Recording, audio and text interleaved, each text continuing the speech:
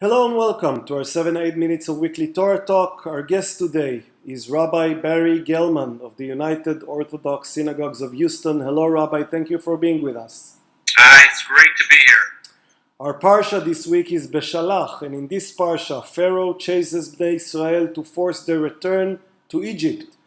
The sea splits to allow the Israelites to pass through and then closes over the pursuing Egyptians.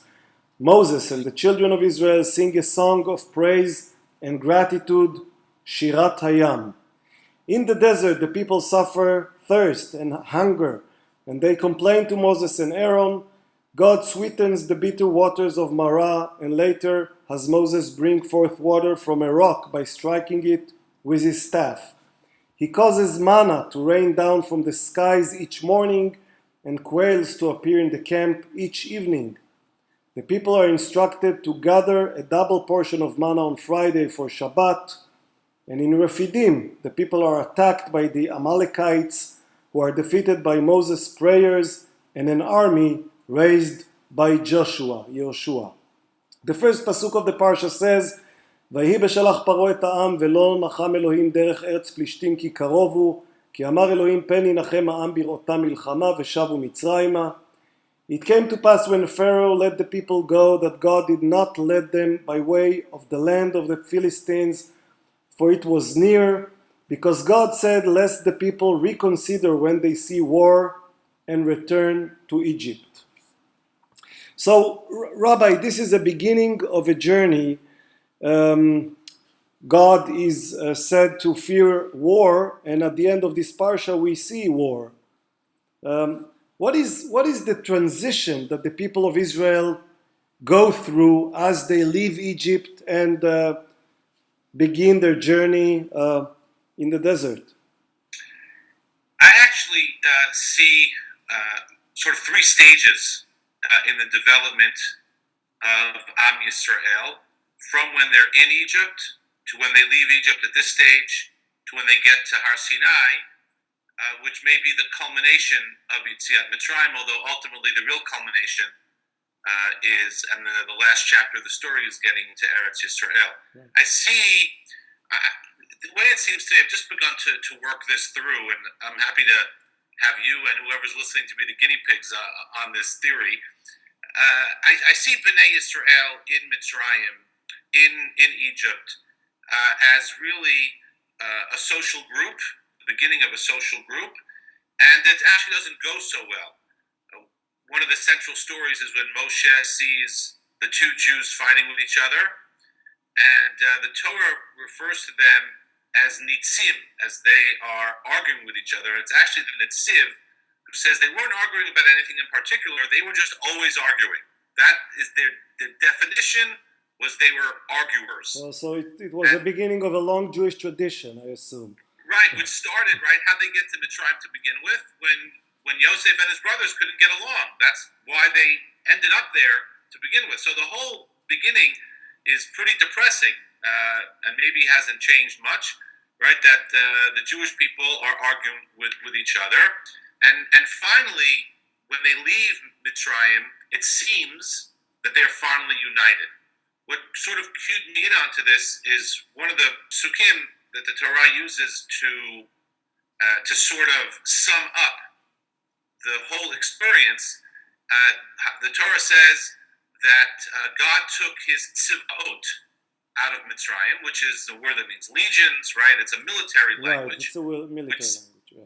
Right, so the military only really works if everyone's united and everyone has the same goal, and everyone finally has the same idea in mind. So it could be what the Torah is trying to tell us. Finally, when they leave, they're united. Well, but are they united around something, or they're just united because they have to do something together, and this brings them closer together? Well, they may be united around just wanting to get out, although we see that doesn't also last very long. They start saying maybe we can go back. So maybe they're finally united around the idea that they are a nation and they have a shared fate, that they've shared this terrible experience together in Egypt, and they realize that God has chosen them and they're going to leave together and they have something greater in store. But I'm not sure if they realize what's what's in store for them. And then I think here is the second part of this, the second part of this transition, is that it seems that they move from sort of a social group, an am or a tribe, or now a group of tribes, finally to a nation that's going to follow God in a religious sense. It occurred to me that God has not yet spoken to them. He's only spoken to them through Moshe. Right. And even when the mitzvah of Rosh Chodesh is given, God tells Moshe, and then presumably Moshe tells everyone else. Only at Har Sinai does God speak with them directly. And one could also argue that even in Egypt, God doesn't directly interact with them. He only punishes Egypt, right, the Egyptians, as a way to show them. And then now in Beshalach, when he sweetens the waters, this is the first, there's the splitting of the sea, but after you see at Mitzrayim, this is the first direct interaction that God has with the Jewish people. So maybe thinking out loud, maybe the flip side of the same idea is that after the parting of the sea, you see the first time in which the people speak to God. You see them all unite in singing the song of the sea, right. Shirat Hayam.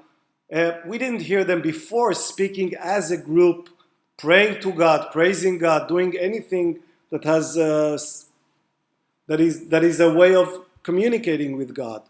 We had at the beginning of the story of Avdut, of the slavery, we have them calling out to God there, right. but nothing else. That's right, nothing else until now they leave. And so you see something's changing. And it could be that now they're moving towards a religion, right? God gives them water, and God promises them all the sickness that I brought on Mitzrayim, I will not bring on you. He gives them food. He fight for them against Amalek. And so this relationship with God, a direct relationship with God, is beginning to form, which ultimately culminates at Har Sinai, when God directly speaks to Bnei Yisrael and gives them the Aseret HaDibrot.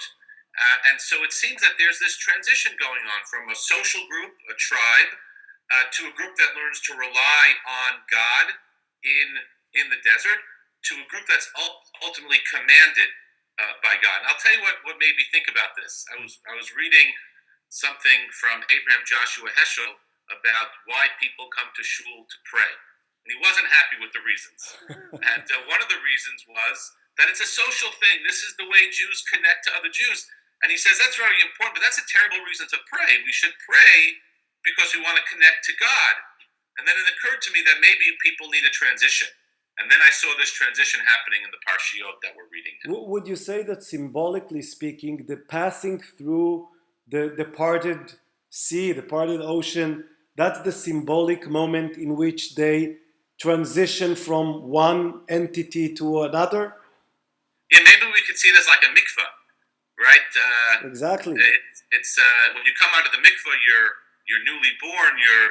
The process of converting into Judaism is to right. Reborn.